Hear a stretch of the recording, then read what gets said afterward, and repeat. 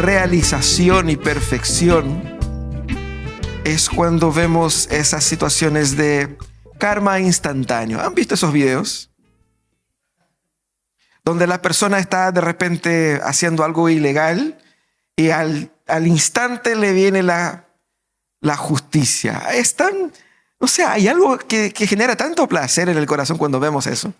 Otro día veía uno que estaba así por caminar, trafegando por la berma. Y no veía que más adelante estaba ahí el Paco y él pasó de largo. Y pasó y el Paco al tiro. Qué rico, qué rico. Pero eso es porque nosotros sentimos ahí la justicia siendo aplicada.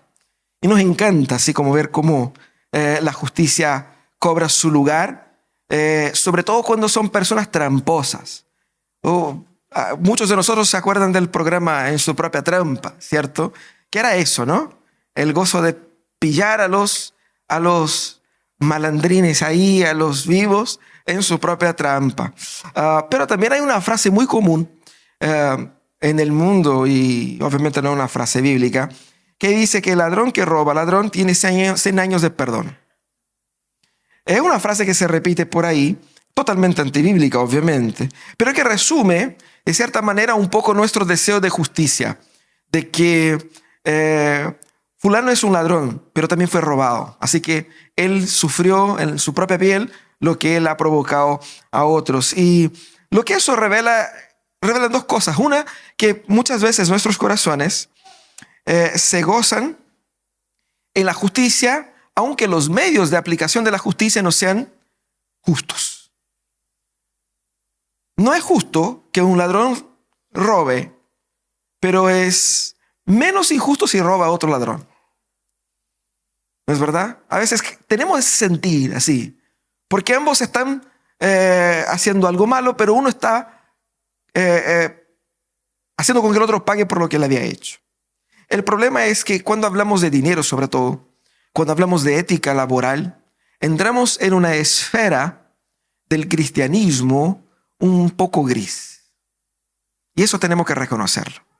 Somos hermanos, somos amigos, somos parte de la comunidad, pero cuando el tema es dinero, la cosa se pone un poquito distinto. La pelea por dinero se da en los matrimonios, se da en el ambiente laboral.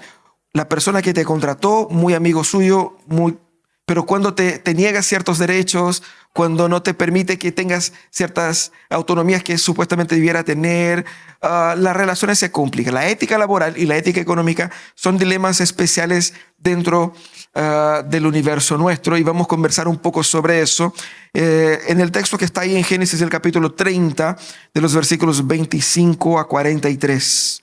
Abra sus Biblias ahí en Génesis, el capítulo 30, de esos versículos 25 al 43. Y acompáñeme en esa lectura, una lectura que da seguimiento a la historia del cautiverio de Jacob. Jacob estaba cautivo ahí, estaba exiliado junto a su suegro en la región de Padán Aram. Y ya vimos la semana pasada cómo su suegro le hizo una trampa haciéndole que se casara él con la hija que él no quería casarse y que tuviera que trabajar el doble del periodo que él estimaba. Y aquí vamos a ver la primera parte, la primera etapa del plan de salida de Jacob de los dominios de Labán. Mira lo que dice el texto ahí, versículo 25. Después de que Raquel dio a luz a José, Jacob dijo a Labán: déjame regresar a mi hogar y a mi propia tierra. Dame las mujeres por las que te he servido, también mis hijos, y déjame ir. Tú bien sabes cómo he trabajado para ti. Pero Labán contestó: por favor, quédate. He sabido por un augurio, que gracias a ti el Señor me ha bendecido. Y le propuso: fija tú mismo el salario que quieras ganar y yo te lo pagaré. Jacob respondió: tú bien sabes cómo he trabajado y cómo gracias a mis desvelos han mejorado tus animales. Lo que tenías antes de mi venida, que era muy poco, se ha multiplicado enormemente. Gracias a mí, el Señor te ha bendecido. Ahora quiero hacer algo por mi propia familia. ¿Cuánto quieres que te pague?, preguntó Labán. No tienes que pagarme nada, respondió Jacob. Si aceptas lo que estoy por proponerte, seguiré cuidando tus ovejas.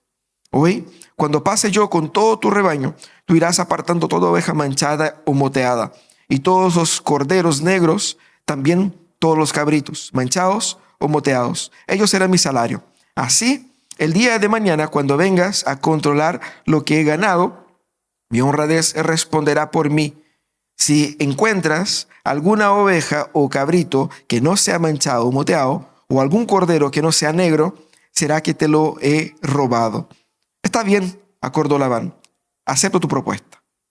Ese mismo día, Labán apartó todos los chivos rayados y moteados, y todas las cabras manchadas y moteadas, y todas las que tenían alguna mancha blanca, y todos los corderos negros, y los puso al cuidado de sus hijos. Después de eso puso a una distancia de 3 días de viaje entre él y Jacob. Mientras tanto, Jacob seguía cuidando las ovejas de Labán. Jacob cortó ramas verdes de álamo y de almendro y de castaño, y las peló de tal manera que quedaran franjas blancas al descubierto. Luego tomó las ramas que había pelado y las puso en todos los abrevaderos para que los rebaños las tuvieran enfrente cuando se acercara a beber agua. Cuando las ovejas estaban en celo y llegaban los abrevaderos, los machos se unían con las hembras frente a las ramas, y así tenían crías rayadas, moteadas o manchadas. Entonces Jacob apartaba esos corderos y los ponía frente a los animales rayados y negros del rebaño de Labán. De esta manera logró crear su propio rebaño, diferente al de Labán. Además, cuando las hembras más robustas estaban en celo, Jacob colocaba las ramas en los bebederos frente a los animales para que se unieran mirando hacia las ramas. Pero cuando llegaban los animales más débiles, no colocaba las ramas. Así los animales débiles eran para Labán y los robustos eran de Jacob. De esta manera Jacob prosperó muchísimo y llegó a tener a muchos rebaños, criados y criadas, camellos y asnos. Qué historia más interesante. Aquí es donde vemos dos tramposos enfrentándose para ver quién saca más provecho del otro. Ese texto es una clase magistral de manipulación. De cómo tanto Jacob como Labán están tratando de lograr de una forma vencer o salir de una situación que es para la perspectiva de ellos desajustada. ¿Qué es lo que hace Jacob aquí en ese texto? La situación de Jacob era la siguiente. Él llega donde la familia de Labán sin absolutamente ni un peso. Se enamora de la hija menor y él hace una propuesta a su suegro. Trabajó 7 años solo por la mano de Raquel. Los 7 años él no iba a ganar ningún ganado para él, ningún animal para él, nada. Trabajo a cuesta de las manos de Raquel. Cuando viene la tan soñada noche, era Lía, no Raquel. Y no solamente era Lea, sino que su suegro le vende la mamá y dice, tenés que trabajar 7 años más y te doy la otra. Resumen, 14 años trabajados, 11 hijos. Y ahora Jacob estaba en una situación donde si él quisiera salir, él no podía llevarse simplemente sus hijos y sus esposas. Porque Jacob era un tipo de esclavo de Labán. Labán era el señor de todos. Si bien Jacob era el dueño de facto de sus esposas y hijos, él no era dueño de hecho de ellos, porque ellos estaban todavía en la casa de Labán y Labán solo entregaría lo que él quisiera entregar. Y más, Jacob podría salir cuando quisiera, pero de la misma manera como llegó, sin nada. Entonces Jacob quería que Labán le permitiera al menos salir con sus hijos y con sus esposas. Era obviamente una fuerza de trabajo bastante impresionante, era también obviamente un grupo de gente no menor y era una pérdida económica para Labán, especialmente porque Jacob trabajaba bien y como mismo dijo Labán, el trabajo de Jacob hacía con que Labán fuera más próspero. Entonces Labán, un tipo vivo, muy apretado, no quería perder por ningún modo un funcionario que trabaja gratis y le hacía prosperar.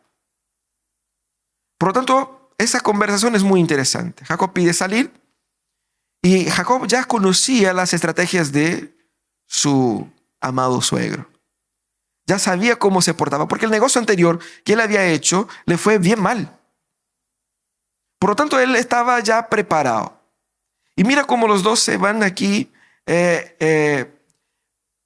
jugando esa dinámica de cortesía, uno más cortés que el otro. Uno dice, no te quedes, tú eres una bendición para nosotros. Pide lo que quieras y yo te pago. Él diga, no digas eso. Yo no quiero que me pagues nada. Mira, qué generosidad, ¿cierto? Qué corazones amorosos.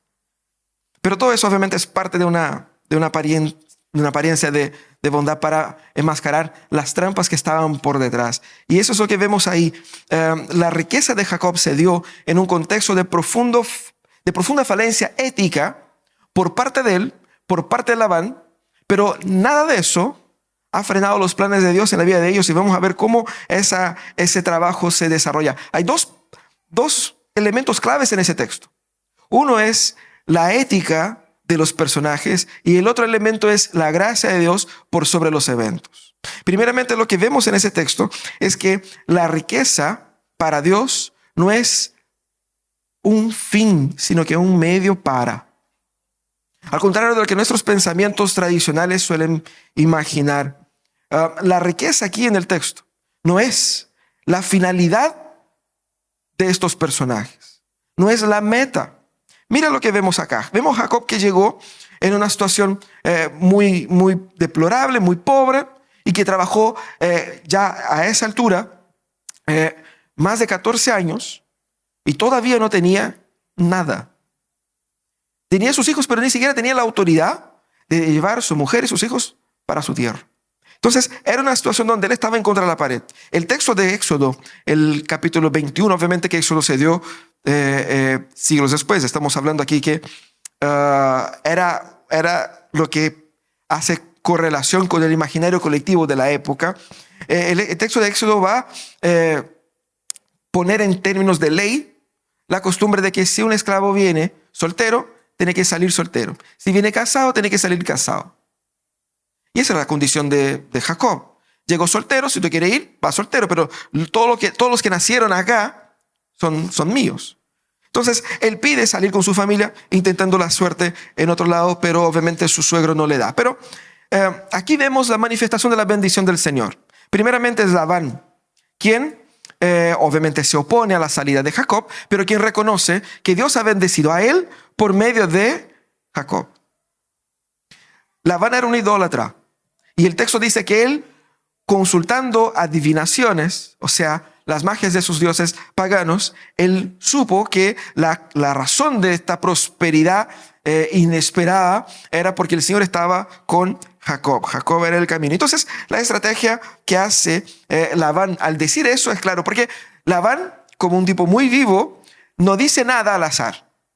Cuando él dice, no, quédate, porque he descubierto que Dios o Jehová me ha bendecido a mí por causa tuya. Lo que hace es jugar con el corazón de Jacob y decir, mira lo valioso que eres. Cuando uno va a comprar y el vendedor dice, que te ves bonito hoy día. ¿No es verdad? No, eso te queda muy bien en ti. O cuando de repente la esposa dice, amor, eres tan lindo. Ahí se viene AliExpress, ¿no? Por medio de palabras que son obviamente agradables al otro, se busca aquí en ese texto enredar al que escucha en un cuento. Y esa es la estrategia, ¿no? Mostrar cuán valioso era Jacob para Labán, estimulando a que Jacob se quedara ahí. Pero Jacob ya había pasado por la escuela de Labán. Él ya había quedado con ese cuento de que todo está bien, somos familia. Él ya no le creía nada a su suegro. Y Jacob hizo la tarea de casa y llegó preparado. Entonces Jacob le hace una propuesta. Jacob le dice, porque la propuesta de Labán era muy tentadora. ¿Cuánto quieres que te pague? ¿Por qué eso era tentador? Porque iba a amarrar a Jacob en un valor fijo. Jacob aquí quería apostar a un valor mucho más elevado. Por lo tanto, Jacob aquí no se encantó con esa falsa propuesta de te pago lo cuanto pidas, porque después él va a decir, en el capítulo siguiente, que el mismo Labán le había cambiado el sueldo muchas veces. Porque él era muy señor ahí, él hacía lo que él quería y él pagaba cuanto quería, no había un contrato escrito. Y aunque hubiese, él era el juez y él podía cambiar todo. Por lo tanto, la propuesta no era una propuesta buena para Jacob, y Jacob entonces hace una otra propuesta, utilizando la misma estrategia de Labán, con palabras bonitas. Jacob dice, no me tienes que pagar nada. Eso sonó como música a los oídos de Labán. No me tienes que pagar nada. Lo mismo que pasó con la hija. Trabajo gratis. No me tienes que pagar nada, solamente por la mano de tu hija.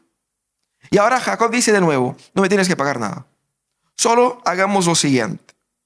Los animales que sean rayados, con manchas, estos son míos. Los demás, los animales, entre comillas, más normales y más valiosos, son tuyos. Es fácil de identificar, uno ve y ese no es mío. Y ya está, ¿cierto? Era una propuesta arriesgada porque se cree que en el mundo antiguo los pastores que cuidaban los animales tenían derecho al 20% de su rebaño. Pero probablemente los animales rayados, moteados, no componían el 20% del rebaño. Por lo tanto, era una propuesta arriesgada en el sentido de que él estaba apostando de que una intervención divina le podría hacer crecer a aquellos animales que son minoría. Era un negocio inteligente, porque cualquier persona que mire de lejos y decir, ok, parece un negocio que es ventajoso para Labán, pero no para Jacob. Y es exactamente lo que Jacob quería, que Labán se quedara contento con que firmó un negocio muy conveniente para él. Eso es lo que todo vendedor quiere, ¿no? Que el cliente salga feliz. Y el vendedor también. Eso fue lo que pasó aquí. Pero algo no calza acá. Ambos son tramposos.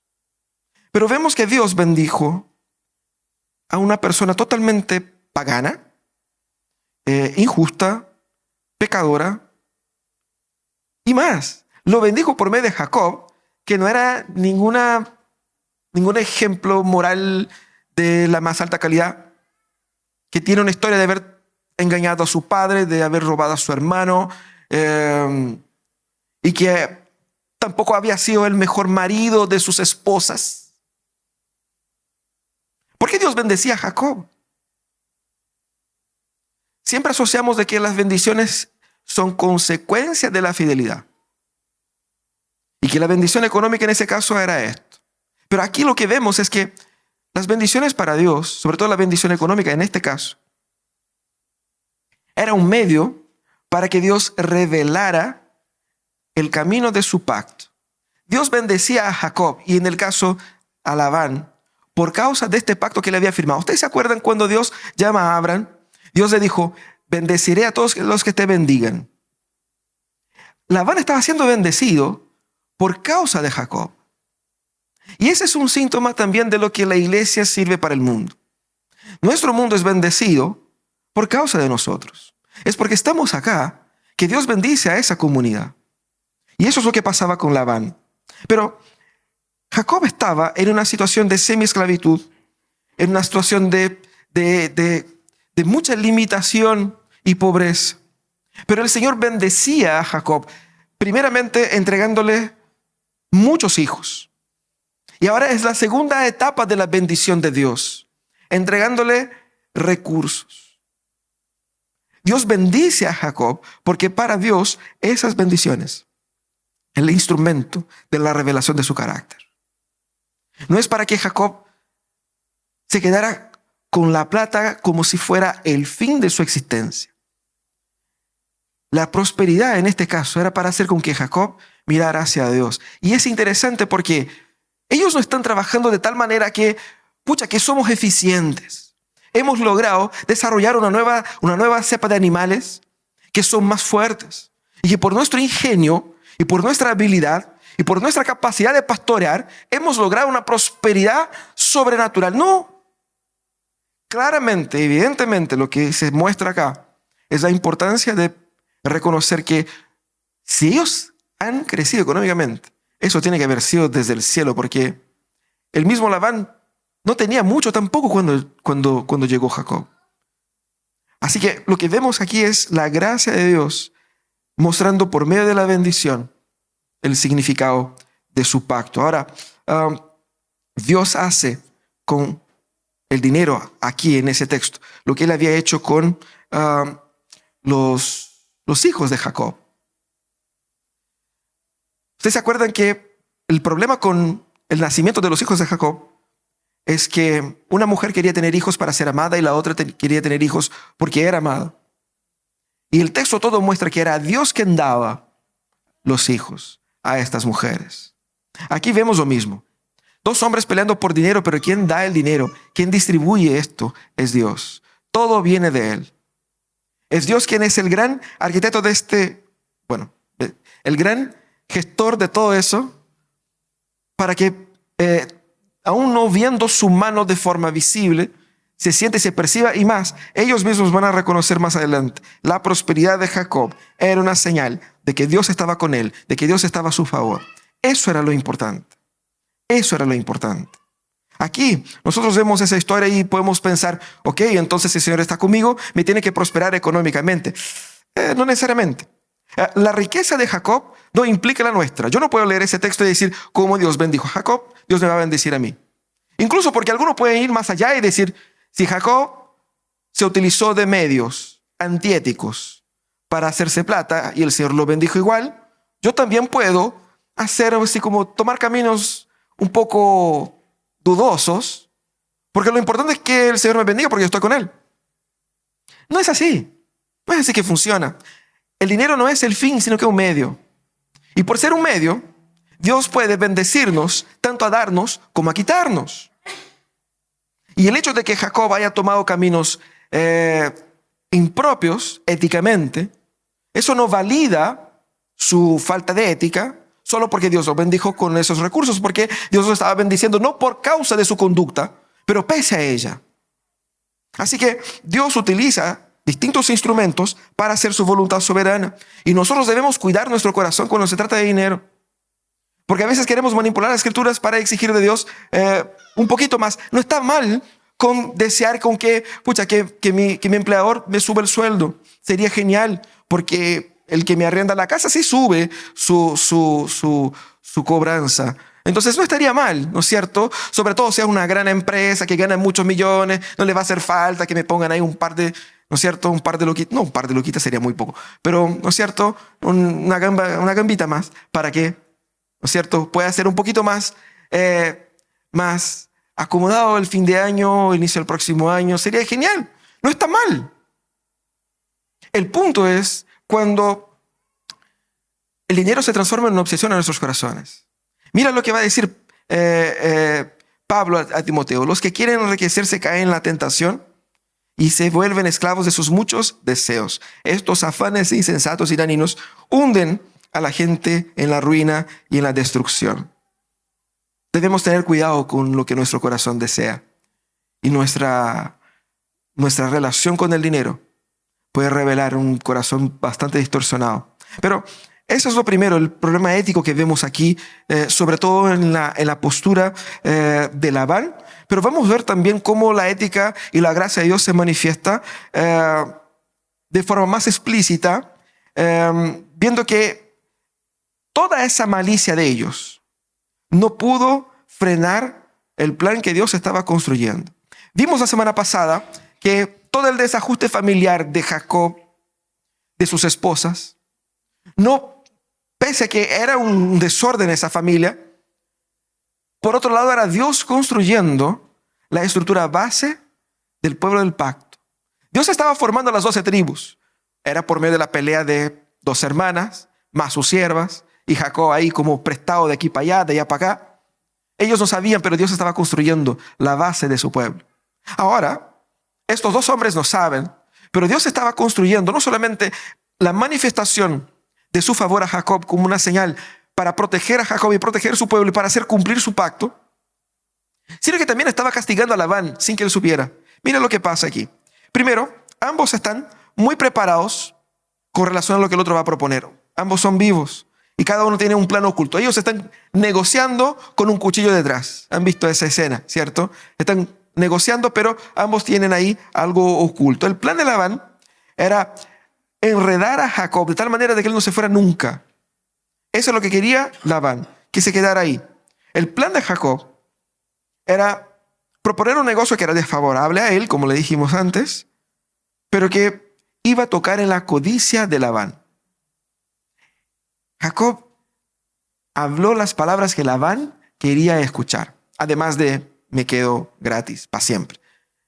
Él habló las palabras que Labán quería escuchar. No te va a costar nada. De hecho, te va a costar muy poco, si es que te cueste algo. Por lo tanto, él toca en la codicia de Labán, conociendo el codicioso que era su suegro, para lograr enredarlo en su plan. Entonces, el plan era quedarse con los animales diferentes y eso estaba. Pero Labán también era vivo. Y más que vivo, era desgraciado. Desgraciado. Un tipo totalmente desgraciado. ¿Por qué? El acuerdo que ellos hicieron fue clarito, ¿cierto? Los animales manchados, rayados son míos, los demás son tuyos. Ok.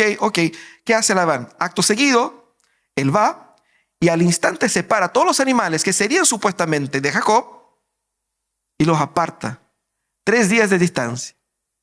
Así como que ese no cuenta. Haciendo con que Jacob partiera de 0-0. Si los animales rayados ya eran una minoría, ahora Jacob no tenía ni siquiera el material para comenzar su nueva vida. Entonces, Labán aquí fue bastante desgraciado, pero él no sabía que ese plan le iba a jugar en contra. Porque más adelante, nosotros vamos a ver ahí la próxima semana, la segunda etapa del plan de éxito de salida de Jacob era que por estar 3 días de distancia, Labán estaba lejos de donde estaba Jacob. Cuando Jacob se decide ir, agarra sus cosas y se va. Y estaba 3 días adelante de Labán. Y eso le permite salir y viajar y bueno, después pasa un montón de cosas. Pero eso le fue contraproducente para Labán en un cierto momento. Pero no importa. El punto aquí es que ese fue el golpe que Labán aplicó en ese momento. Pero Jacob va y le aplica el golpe del golpe. Porque Jacob tampoco se queda así como un niño indefenso, así como que, bueno, ahora esperar que nazcan y ya está, y lo que sea. Y él tenía un plan. ¿Ustedes se acuerdan que hay un cierto linaje de personajes sagaces que vemos en las Escrituras? Vemos que Jacob fue uno de ellos. Fue muy sagaz con su hermano cuando lo pilló hambriento y le entregó una comida en troca de su primogenitura. Lo mismo pasó con Rebeca, también muy sagaz, que vio que su marido era ciego y vistió al hijo favorito para que robara la bendición haciéndose pasar por el otro. También con Raquel. Raquel era también muy viva. Y aquí Jacob da muestra de su habilidad para decisiones antiéticas. ¿Y qué es lo que hace él? Si él fuera un hombre de Dios, así como de Dios, él debiese haber orado, ¿sí o no? Voy a orar y voy a pedir al favor del Señor. El Señor me está bendiciendo. Voy a confiar en el Señor. Voy a descansar en el Señor. El texto dice que él no hizo eso. Todo lo contrario. No significa que él no haya confiado en el Señor, pero lo típico creyente evangélico contemporáneo. Yo confío, pero hago también. Porque siempre tengo un plan B. Confío en el Señor, pero yo hago mi parte. como que tengo que ayudar al Señor de cierta manera. Jacob estaba un poco así. No fue un modelo aquí de liderazgo espiritual. Pero, ¿qué es lo que hace? Él confía en una especie de trampa mística. Porque él hace dos trampas. La primera es poner unas plantas rayadas para que los animales pudiesen comer o beber o tener relaciones viviendo esas cuestiones y que nacieran con su piel o su cuerpo con esas manchas. Obviamente que no hay ninguna base científica para eso. Es una invención de su cultura, de su cabeza. Después él va a decir, va a atribuir incluso al Señor, pero no hay ningún fundamento, eso no tiene fundamento. Eso es, él utiliza esos recursos medio místicos como que para hacer valer su negocio. Pero lo segundo que hace él es que, y eso es más tramposo aún, porque lo correcto es lo correcto, ¿sí o no? Lo que es tuyo es tuyo, lo que es mío es mío. Y si el mío vino medio flaquito, flaquito será, y el tuyo vino gordo, gordo será. Pero Jacob dijo, si los animales más flaquitos son blancos, y si los más fuertes son rayados, mis animales serán mejores. Y eso fue exactamente lo que hizo. Él separaba a los animales más débiles para que nacieran con el color que favorecía a Labán, y los más fuertes para favorecer a él. De esa manera él logró prosperar. Y aquí nosotros vemos, o sea, hay un problema ético con ese texto porque vemos que ellos están haciendo trampa y les funciona. ¿Cómo le voy a desear a mis hijos? A que sean honestos. Ellos me van a decir, mamá, yo estoy haciendo como Jacob, como un patriarca. Aprendí en la Biblia a hacer esto. ¿Cómo le voy a decir que mañana no pueden copiar en sus estudios ahí, en sus exámenes? Aquí están haciendo eso claramente.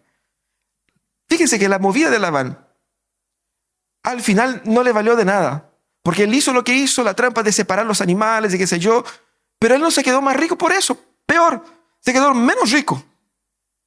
Y aún así favoreció a Jacob cuando Jacob tuvo que huir. Pero Jacob parece ser bastante exitoso y el texto dice, él se quedó muy rico porque pudo después permutar sus animales por ciervos, por camellos, Él se quedó muy rico al punto de generar un problema familiar ahí con Labán, porque él probablemente se quedó incluso más rico que el propio suegro. Entonces aquí había una situación donde quedamos, ¿por qué Dios bendijo a personas que actuaron de forma deshonesta? El punto aquí es que Dios no está validando esos métodos. Lo que Dios está haciendo es que Dios está en su línea de la historia. Dios está cumpliendo su plan. Dios prometió a Jacob, yo estaré contigo, te bendeciré, te llevaré y te traeré a esa tierra. Esa bendición incluía esa bendición también económica, porque la bendición económica no era meras comodidades. La bendición económica para Jacob era la plataforma por medio de la cual él pudiera ser efectivamente el pueblo del pacto. Porque sin eso, él no tenía propiedad, no tenía condiciones de regresar, no tenía propiedad, no tenía protección, no tenía estructura para criar a sus 12 hijos, para que futuramente se transformaran en las tribus que vemos. Entonces Dios está cuidando su plan. Ellos tienen sus planes y son pérfidos en sus negocios, pero Dios tiene su propio plan. Y eso es lo que Dios está mostrando acá. Incluso la maldad de los corazones de ellos no era un impedimento para Dios, para que su plan funcionara. Entonces, eso es lo que Dios está haciendo. Dios está mostrando aquí todas esas vidas imperfectas que Él escogió utilizar, utilizándolas para su gloria. Y eso también pasa con nosotros. Trampas, misticismos, desvíos de carácter, todo eso está acá. Y Dios decide usar esas personas, no porque son perfectas, pero pese a sus imperfecciones. Y Dios más las utiliza para su gloria. Porque Dios está construyendo su reino por medio de aquellos que Él llamó. Eso muestra la gracia de Dios en nuestras vidas, porque Dios no nos llamó porque somos puros, perfectos y justos. Nos llamó exactamente porque no lo somos. Pero muchas veces nos creemos el cuento de que somos buena gente, que somos buenas personas, de que lo chuntamos todo bien, yo pago mis deudas, yo hago todo bien. Cuando nosotros sufrimos un dolor tremendo, nos enojamos con Dios. ¿Por qué, Señor? Cuando el Señor pudiera preguntar, ¿por qué no? No somos buena gente. Quizás hemos sido honestos aquí y allí, pero allá y en el otro lado no lo hemos sido. El Señor lo sabe. El Señor sigue trabajando en nosotros, haciendo su plan por medio de vidas imperfectas. Y debemos nosotros tener nuestras miradas a este plan que Dios está construyendo. La postura antiética de Jacob solo viene a reforzar la gracia de Dios sobre él. Y cuando digo la gracia de Dios sobre él, es la gracia de Dios sobre todo su pueblo, porque Jacob era el representante de todo el pueblo de Dios en ese momento. Aquí vemos claramente la salvación por gracia, el favor de Dios. Es Dios dando bendiciones a personas que no merecen. Dios es un Dios de justicia. Y Dios claramente no tolera y no acepta estos desvíos de carácter. Dios claramente va a poner ahí más adelante específicamente su ley y cómo Él exige que actuemos. Por lo tanto, nosotros, al contrario de Jacob, tenemos nosotros muchos más elementos para guiarnos en una conducta correcta. El hecho de que Dios utilice personas imperfectas para su plan no valida mi imperfección, ni dice que yo tengo que seguir en mi imperfección porque Dios me va a usar si Él quiere o no. Porque Dios es justo y hace su justicia incluso también a Jacob.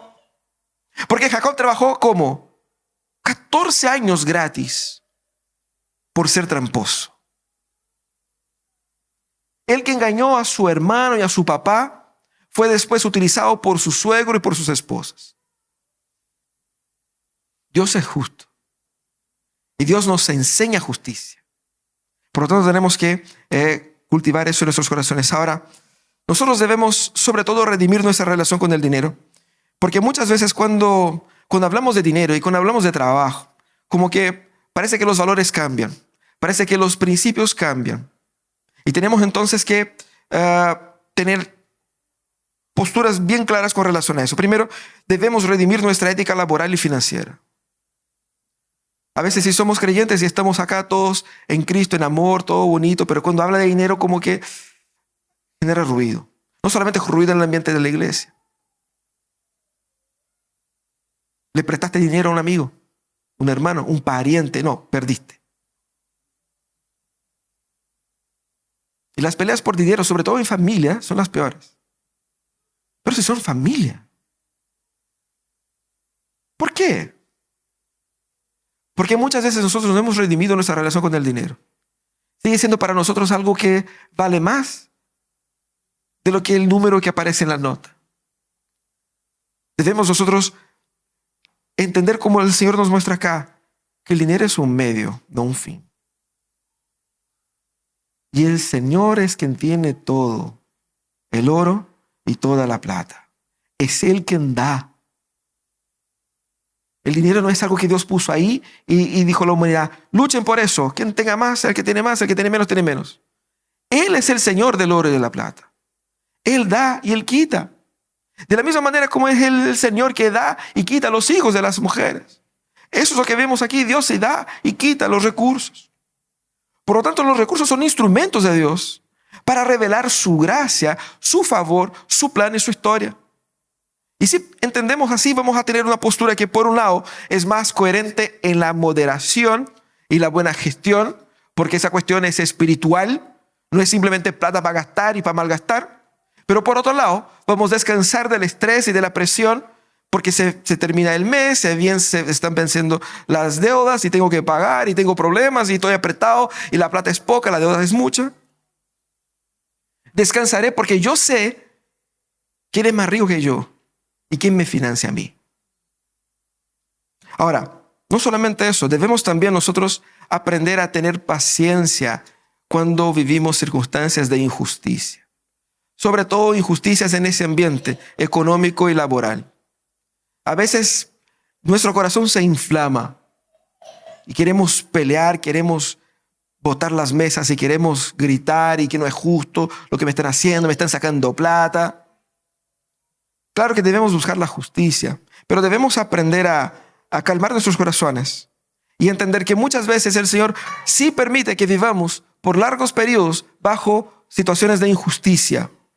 ¿Para qué? para que aprendamos a confiar en Él.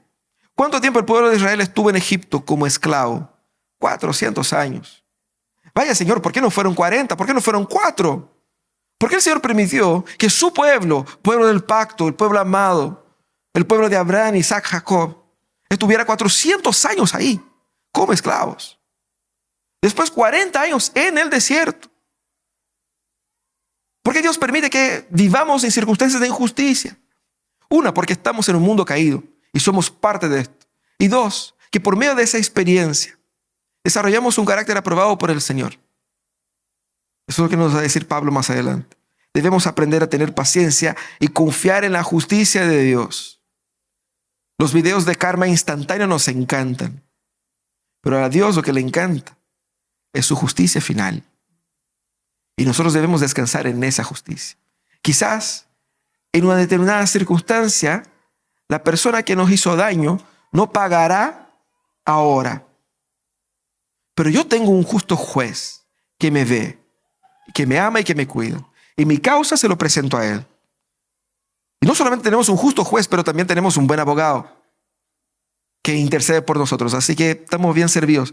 Nosotros también debemos aprender a ser modelos de probidad y de honestidad en nuestros negocios. Lamentablemente, esa es una de las razones por la que mucha gente desacredita de los creyentes en la esfera pública, porque han visto mucha gente que dice que canuta, que sigue a Dios, que va a la iglesia y que hace negocios como el peor tramposo de la esquina. No, es terrible. Si en tus negocios, si para tus cosas, para tus deudas, eres una persona que se esquiva, no paga bien a sus funcionarios, no corresponde con sus obligaciones, que está siempre ahí tratando de arreglar y buscando dar la vuelta, buscando sacar ventaja, y aún así dices que eres cristiano, tienes que hacer dos cosas: o dejar de ser impío como los está haciendo, o deje de decir que eres cristiano, al menos eres más transparente. Pero no puedes hacer los dos. Si quieres seguir a Jesús, tienes que entender que Jesús odia a las balanzas con pesas deshonestas. Gran parte de la crítica de los profetas hacia el pueblo de Israel era en contra de ese tipo de ética desvirtuada que le robaba a los demás. Y Dios va a decir en su palabra: robar no está bien, ni siquiera si es para robar al rico. Porque para Dios lo que es justo es justo. Entonces tenemos que redimir nuestra ética laboral y económica para que nuestro compromiso, nuestro laborar, nuestro servir sea una representación de la justicia de Dios. Y nuestra generosidad una representación de la gracia de Dios. Porque sabemos que con Dios en Cristo habita nuestra riqueza. Es por eso que Jesucristo, cuando llama a sus discípulos, les dice: dejen todo y síganme a mí. Él no quería que hicieran votos de pobreza. Dios quería que nosotros entendiéramos que nuestra riqueza está en Cristo. Debemos redimir nuestra relación con el dinero. Debemos redimir nuestra relación con nuestra ética. Vamos a orar, vamos a pedir al Señor su gracia. Primero, para que Él nos perdone de nuestros desajustes y pecados en esa área, pero sobre todo agradecer al Señor porque en Cristo tenemos todo. Y Él nos ayudará a tener corazones que son sumisos a Él y que desean más a Él que a la riqueza.